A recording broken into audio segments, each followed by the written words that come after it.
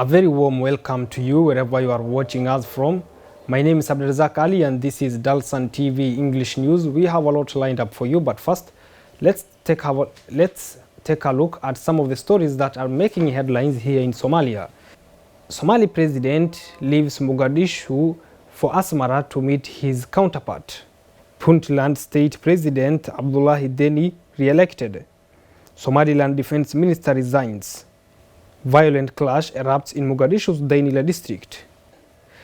Welcome back to this edition of Dalsan TV English News. The Somali President, Dr. Hassan Sheikh Mohamud, has departed the country's capital, Mogadishu, for Asmara to meet his Eritrean counterpart. According to a statement from the Villa Somalia, the president is expected to exchange high-level talks with his Eritrean counterpart, Isaiah Afwerki. Somali President Hassan Sheikh Mohamud has on Monday departed the country's capital, Mogadishu, for an official working visit to Asmara, the administrative capital of Eritrea. According to a statement from the Somali presidency, the president is expected to engage in high-level talks with his Eritrean counterpart, Isaiah Afwerki. Among the prominent items that are slated to top the agenda include strengthening bilateral and diplomatic relations. The two heads of states are also scheduled to discuss widely on the current security issue bedeviling the Horn of Africa nation. The president comes against the backdrop of Somalia's diplomatic row with Ethiopia over the signing of a controversial agreement with the breakaway region of Somaliland on the access to the port of Berbera. Somalia, which considers Somaliland as a northern part of its territory, ratified a law on Saturday, nullifying the memorandum of understanding reached between Ethiopia's Prime Minister Abiy Ahmed and the self-declared autonomous state of Somaliland on 1st of this month in Addis Ababa. The pact paves the way for the landlocked Ethiopia to have access to the Red Sea through Somaliland, a separatist northwestern region, in return for recognition and shares in Ethiopia's national carrier, Ethiopian Airlines, and several other telecommunications companies. The agreement has, however, continued public outcry in areas under the administration of Somaliland. Residents of Borama, Bur'a, and Hargeisa have vowed to strenuously defend their land from Ethiopia's aggression, and warned President Musa Bihi Abdi of leasing that territory to a foreign country. Somalia's international partners have echoed calls for respect to Somalia's sovereignty and territorial integrity. Now moving on to Somalia's Puntland state, Saeed Abdullahi Deni has been re-elected for the second term in office. Our reporter Ahmed Abdirashid Nurgese has more. Somalia's Puntland State Regional President Saeed Abdullahi Deni was on Monday re-elected in closely followed elections in the region's administrative capital of Garowe. Deni secured an overwhelming and resounding defeat against his closest contenders, including his predecessor Abdiwali Ali Gas. 66 lawmakers of the regional assembly took part in the indirect elections, after months of political and electoral turmoil resulting from dispute over the election model. The Speaker of the Semi-Autonomous Region's Parliament, Abdirazak Ahmed, announced Deni as the President-elect, after gathering 45 votes after the 66 votes cast in the third round of voting.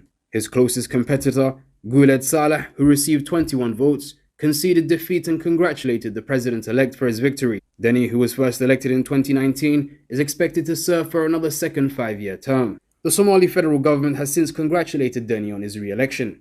According to a statement carried out on the Somali National News Agency, the federal government held the people, candidates, and House of Representatives of Puntland for conducting peaceful and credible elections. The regional state leader has had frosty relations with the federal government since last year, over implementation of the federalism process.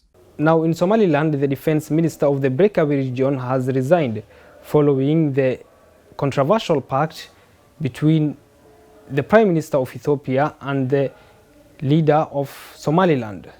The Minister of Defense of Somaliland, Abdiqani Mahmoud Ateye, has officially announced his resignation from his post. The resignation comes as a direct result of the agreement between Somaliland and Ethiopia, which grants land and sea for the establishment of a military base in the Othal region. Minister Ateye shared his decision via an interview with Somaliland media, expressing his desire to inform the people of Somaliland about his departure from his position within the government. The agreement, reached on January 1, 2024, in Addis Ababa, involved Ethiopian Prime Minister Abiy Ahmed and Somaliland President Musa Bihi. The deal has sparked controversy and provoked mass protests throughout Somalia, with the most recent demonstrations erupting in the town of Borame. Minister Ateye hails from Othal, where Ethiopia wants to build naval bases, adding an additional layer of complexity to the situation. Critics argue that the maritime deal poses a threat to the sovereignty and territorial integrity of Somaliland, leading to widespread public outcry. The decision has ignited discussions about political allegiances, national security concerns, and potential economic ramifications. The controversial land deal between Somaliland and Ethiopia has captured the attention of both domestic and international observers. It has become a focal point of public discourse, prompting rigorous debates on issues of sovereignty, foreign policy, and delicate balance of power in the region. More details are emerging following fierce fight that took place last night in the capital city, Mogadishu. The clash occurred in the Hantader neighborhood of Dainila district, pitting the Somali police and against the Somali army. More details have emerged from a fierce fight that took place last night in certain parts of Mogadishu, disrupting the public.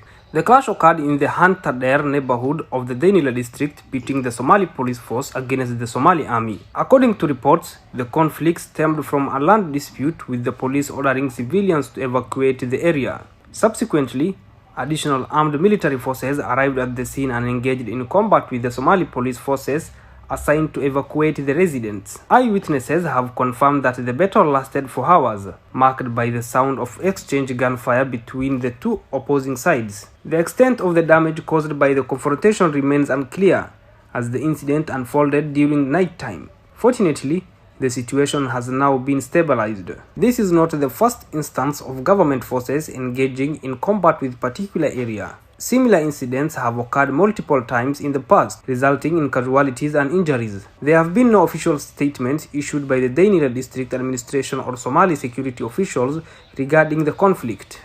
Now, that story of the clashes between Somali army and Somali police force brings us to the end of this bulletin.